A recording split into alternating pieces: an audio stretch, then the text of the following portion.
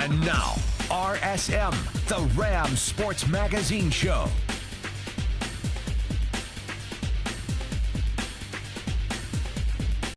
Good evening and welcome to RSM, Rams Sports Magazine Show. Both the football and volleyball teams suffered losses over the weekend, but this is the week to rebound. I'm going to start things off on this show recapping that CSU-CU Rocky Mountain Showdown.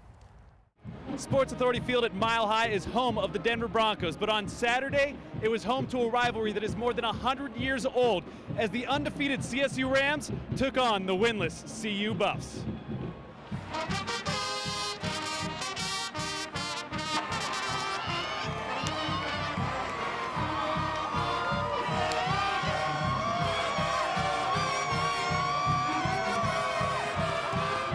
First drive for the Rams, 80 yards in 9 plays. Offensive coordinator Pat Meyer should have been proud. A few plays in, Pete Thomas out to Crockett Gilmore. Gilmore off to the races. And let me tell you, this big boy has got some speed. It took a hard hit to stop Gilmore to force him out of bounds close to CU's 10.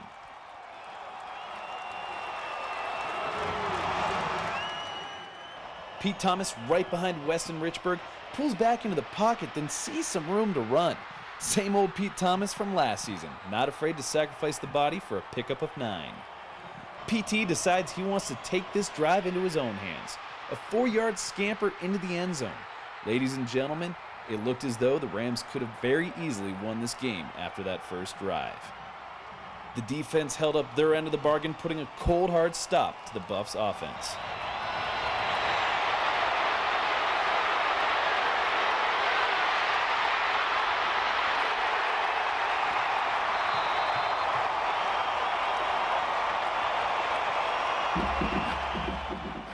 It should be noted that defensive end Nordley Cappy currently leads the nation in sacks with 6 as we head into week 4. The Buffs quarterback Tyler Hansen didn't even stand a chance. Unfortunately for the Rams, things began to fall apart as the game progressed. Probably the hardest thing to deal with came close to the end of the first half. Tied at 7, the defense forces the Buffs to punt, but it's blocked. The ball goes off a Rams player and CU reclaims the ball, marches down the field, and goes up on the Rams 14-7 at half.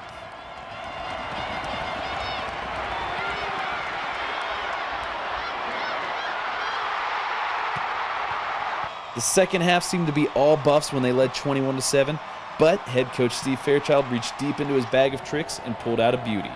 Thomas throws it laterally to the side out to Charles Lovett. With the option to run or pass, Charles Lovett throws it out to Crockett Gilmore as the tight end took it to the house.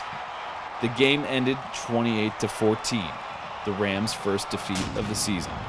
Here's what head coach of the Rams, Steve Fairchild, had to say after the game. Yeah, I told our team, I thought we played hard, we played physical. I liked the way we were playing. I mean, I didn't think we were always executing as well as we need to do. But I mean, if we'll go out and play hard and play physical like that, we'll win. We'll win some games this year. We'll be fine. I mean, it is. I mean, we're all disappointed. I mean, you don't get these opportunities very much in your life, as a player particular, or even as a coach, to go into a game like that and just the great energy and it's fun. I mean, that's a big time thing out there. And you don't get these opportunities very much, so we're all very disappointed that we didn't win the game. However, it's a little bit of, like I said, that 24-hour rule. We better get back to work tomorrow because we got a good opponent next Saturday. On the Buff side of the ball, head coach John Embry got his first win as the head honcho. He didn't seem too happy about it at first, but he did start to get emotional when he began to talk about the personal fouls his team committed. I'm happy. I'll be happier. No, just, it's, and you know what? You're right. Coach Mack always says, you got to enjoy the wins. There's not enough of them. And, I look at 10 penalties. That's what I look at. I look at, we ran for, our running. We ran for 145, so that's a step in the right direction. So there's things like that I'm looking at. I'm looking at, our punting game. We kicked the ball out of bounds again. Those things drive me crazy because those are all controllable things. And I take responsibility for the personal fouls because, as I told the team in there today, I took the leash off. There were no rules. There were no rules. I took the leash off of them. And we got to learn how to, where the boundaries are, and I got to be better about that. So I take full responsibility for the personal fouls today. That's John Embry. That's not the players. I told them I wanted a certain thing, and they went out and they tried to do it. So that's not on them, that's on me. Next up on the Rammies' plate, a road game out to Utah State. Here's Fairchild on Monday of this week discussing the matchup with the Aggies. Yesterday, watched the tape, made our corrections, tried to put the game behind us, so to speak, as we prepare for Utah State. But having said that, we felt like we squandered opportunities, in every area that would have given us a chance to, be more in the game late, maybe even have a chance to win it. So congratulations to John Embry and University of Colorado. They outplayed us. So now we obviously send all our efforts forward into a game on the road against Utah State this Saturday. Is it safe to say that 3 games into the season, you're still reminded in some area that this team is still young and is sometimes experiencing something for the first time? Yeah, I guess that's fair to say. I don't know that youth had anything to do with what went on Saturday. Like I said, I think we had some opportunities to make some plays. We didn't do it. And like I said after the game, I think we did not function in our pass game the way we need to be a good football team. Don't go anywhere just yet. Coming up after the break, I talk one-on-one with Mike Arakpo, who led the Rams defense in solo tackles. Stay tuned. You're watching RSM, the Rams Sports Magazine Show on Northern Colorado 5. Welcome back to the show. The CSU football team may have dropped one against the Buffs, but they've still got a winning record. And the entire team still stays positive as they head into this Utah State game. I spoke one-on-one with Mike Arakpo earlier this week. Welcome back to the show, Rams fans. This week from the defensive side of the ball, I'm joined by Mike Arakpo, who led the Rams in solo tackles with 7 against the Buffs. Now that game was a rough one for you guys, but what are the positives you're taking away from that CU game? The positives that we're taking away is that, we fought hard. I felt that we fought hard. Nobody stopped playing, the whole game. We just kept pushing. Obviously, it didn't go our way. We didn't get the W, but the good things we can bring out of the game is that we fought hard. Definitely. It's got to be a moral win, that first part of the game, with the offense driving down there, then you guys putting a stop to those Buffs. I mean, was that a moral victory in a way, despite the score, how you stood up against that team? Yeah, we just got to come out and play 4 quarters, man. First half coming out in the first couple of series, man, we went out there and stopped those guys, So knowing that we can do that is definitely a plus, but we just got to learn how to do it out 4 quarters. Now that Buffs team was winless entering the game, but what is their talent level like? I mean, especially Tyler Hansen at the quarterback position. What kind of offense were you dealing with on Saturday? They had a pretty good offense. The quarterback was kind of do it threat. He pass the ball over your head, and he can run with the ball. And then the running back was, he was pretty shifty. Number 5, Speedy Stewart. Would the game have been completely different without him? Oh yeah, it would have. He's probably the reason of our missed tackles that we had. A lot of our missed tackles, but it's definitely something to learn from. Now, obviously, a big turning point of that game, the blocked punt that didn't go the way you guys had hoped. Sitting there when that went on, did that kind of take a shot at the high energy you guys had going? What happened there? It did. I felt that, we kind of lost momentum from that point. We didn't fight through adversity at that point in time. It was a big play that we could have capitalized on, and we didn't. And that's just the plays we got to make to be CU. We got to make those kind of plays. How does this team rebound to face Utah State? Like Coach Fairchild was saying, we just leave everything on Sunday. Watch film, get our corrections in, and then worry about the next team on Monday. So that's what we did this week. And what are you looking for? What are you worried about this team upcoming, hitting the road, Utah State? What's their big offensive power? The big offense, man, they will line up and give you a lot of formations, you know what I'm saying? And that's a big thing with their offense. You know, they try to confuse you with shifting people here and there, and that's just what they do. So we just got to be well-disciplined, and communication has to be definitely a big key going into that game. And how's the defense gelling? I mean, you got James Skelton that, you know, is taking on a new position with the injuries. You've got yourself taking on that leadership role. Is this defense gelling well enough to adjust and start winning games again? Oh, we're gelling real well. You know, like I said, this is probably the best defense I've ever been on, you know. Everybody is just, we're all brothers, we're all like family, you know, and that's just, everybody knows we have to step up, and that's the way we have to play to win. That's what football's all about right there. Exactly. It is a road game, and then you guys got about 6 weeks before your next road game. Yeah. How taxing are these road games, though? I mean, what kind of stuff goes into prepping for a road game compared to a home game? Going to a road game, you just gotta be comfortable. You gotta be loose. You know, going out there, you know you're not at home. You can get anything from the fans, and just the atmosphere can be different. So you just gotta be loose and just play your game. You know, don't get out of your element. Just do what you do. What has been your biggest challenge this season?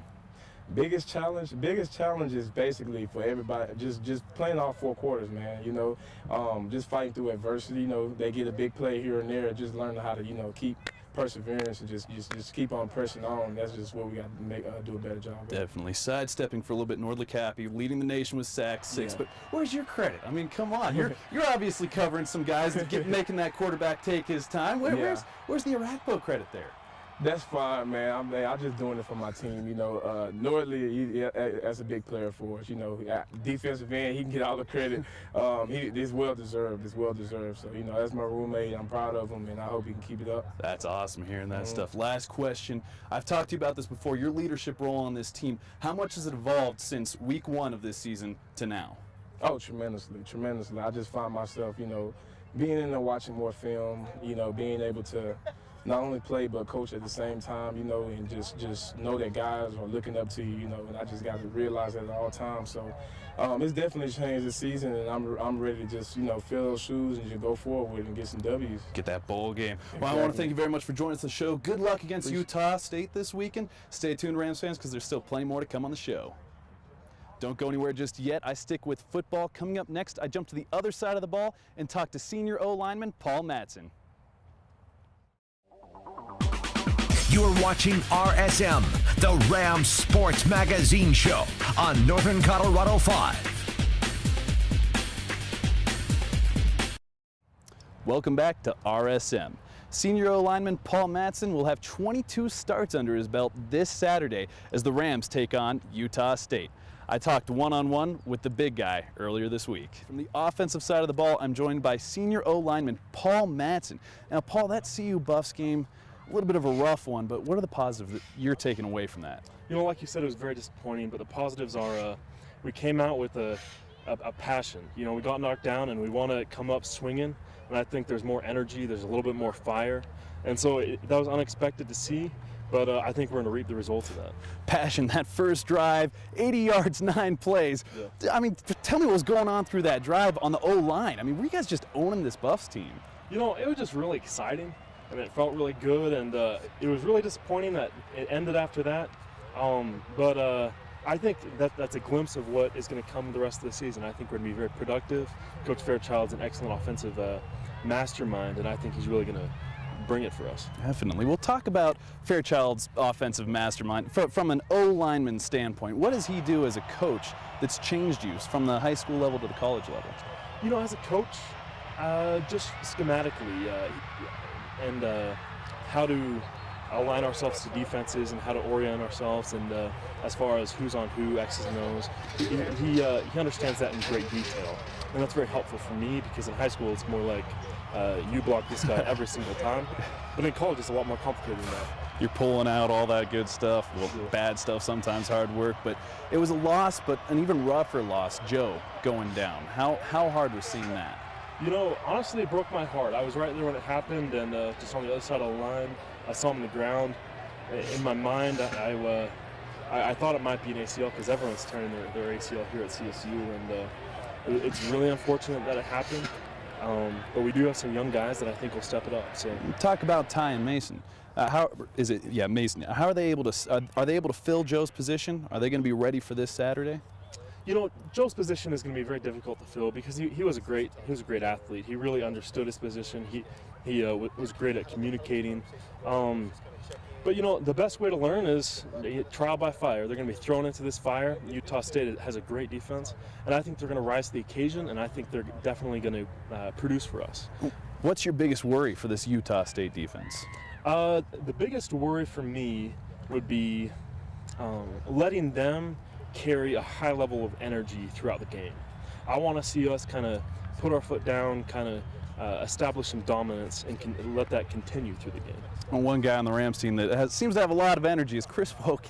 Every time I see that kid, he's fist pumping, he's up there. When is this run game, do you think, going to really explode? Will it explode this season?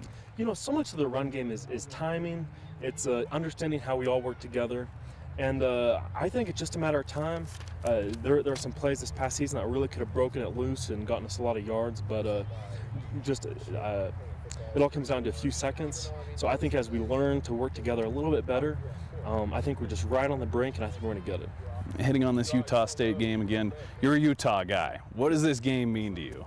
You know, it's nice. I actually have a lot of family in Utah, so I have a lot of family members going there to see the game, but it's just like any other game. Like it's very important to me. Like we just take it one game at a time, so I'm excited. Is it intimidating, the success they've had against Weber State, against Auburn?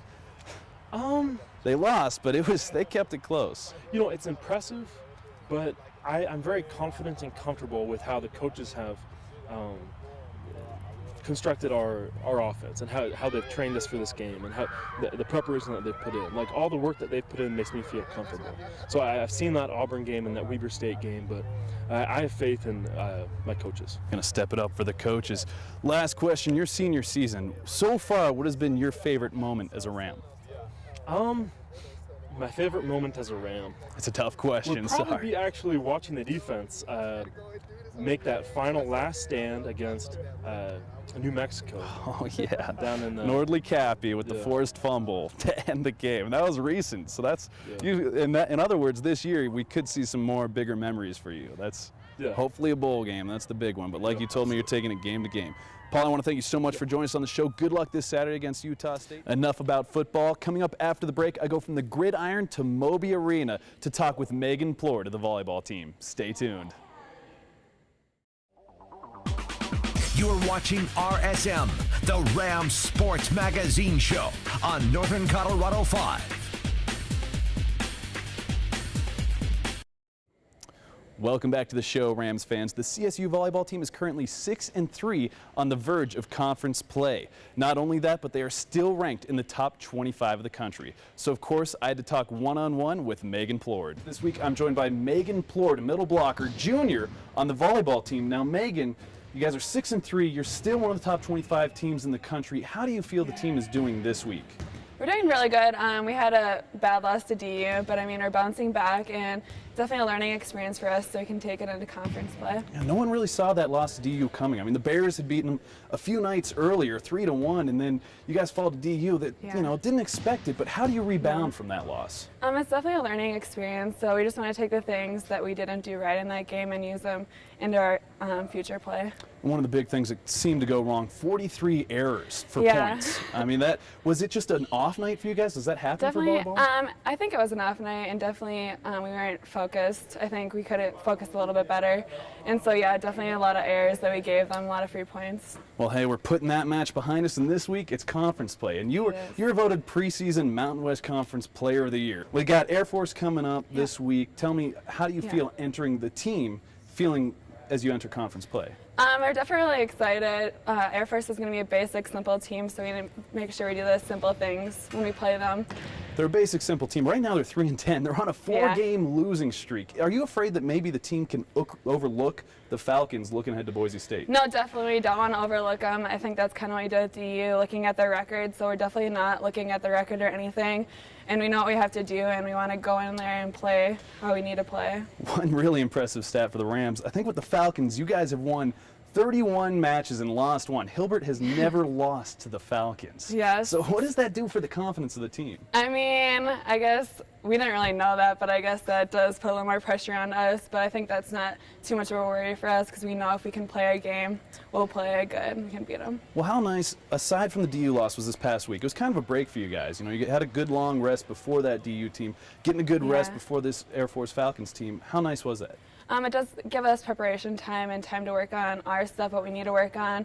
And definitely in preparing for these conference teams, we're trying to get better in what we need to get better in, not just preparing for other teams. You say what you need to get better in. Obviously, you guys are the big blocking team. Yeah. What are the other strengths of this team this year? Definitely passing and serving have been really good for us, so we've definitely been working on that. And with blocking, we just work on that all the time since that's one of our bigger things we do. Is that a surprise to you that the passing with Deidre being so young, filling in a new role, is that a big surprise that you guys have transitioned so well with that?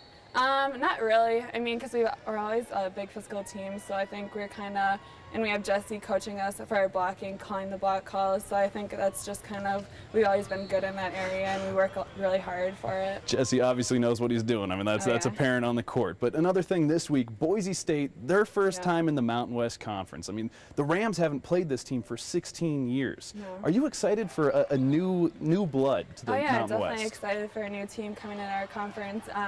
Boise State's going to be a hard team. They're really similar to Wichita State and how fast their tempo is. So it's very exciting to play a new team like that and getting a new team like that in our conference. Is it intimidating that they have won 4 in a row? I mean, this isn't going to be some pushover team. No, definitely. No, definitely. We're focusing a lot on them, and we've been working with their stuff throughout the whole week. So. Perfect. Well, is there anything you're worried about with either the Air Force or Boise or the conference as a whole? I mean, not really. I just, we need to make sure that we don't overlook teams. So taking one team at a time and working day by day on what we need to work on and focusing on each team separately. All those core values. Now I want to ask real fast, the numbers on the team, number 5, does that mean anything to you? Is that coming from high school or was it just a random number assigned? It was my club team number 5 was. So it's got some special meaning to you. When you Yeah, play the carry it lotto, along. do you use number 5? What? Do you use number 5 when you play the lotto? Not really. You're not a gambling girl? No. That's all right. That's all right. Well, Megan, I want to wish you the best of luck. I mean, you guys are entering conference play. You guys are predicted to win out the conference again. Hopefully you get that 3rd straight Mountain West Conference title. So, Yeah, again, definitely. thank you so much for joining us on the Thank show. you very much. That'll do it this week for RSM, but tune in next week as I'll have highlights and a recap of that Air Force Falcons match, and I'll talk to a few more of those football players. Catch you next week.